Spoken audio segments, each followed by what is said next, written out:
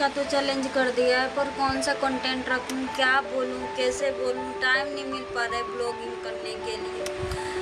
सुबह चली जाती हूँ जॉब पे, फिर आती हूँ शाम को, फिर ये लाइट के उजाले में ना बनाना पड़ेगा यार, कुछ समझ नहीं आता है। वीक में एक भी दिन छुट्टी मिलती है, ओनली संडे को, तो फिर संडे को कितना ब्लॉगिंग करूँगी यार, घर का भी काम रहता है, ऊपर से घर में शादी है, उसका तैयारी करना है, कुछ समझ नहीं आ रहा है कैसे क्या करूँ, बहुत कम टाइम मिलता है। फिर शाम को ट्यूशन भी पढ़ाना पड़ता है, समझ नहीं आ रहा है। चैलेंज तो ले लिया है, पर बनाऊँ कैसे, कब बनाऊँ, क्या बोलूँ, कुछ समझ भी तो नहीं आ रहा है।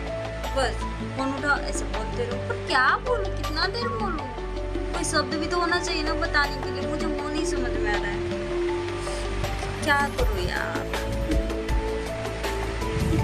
कुछ समझ नहीं आ रहा है मुझे। बस अकेले बड़बड़ बड़बड़ करती रहती हूँ, क्या कितना देर कैमरे के सामने बोलूँगी, कौन सुनेगा ऐसे।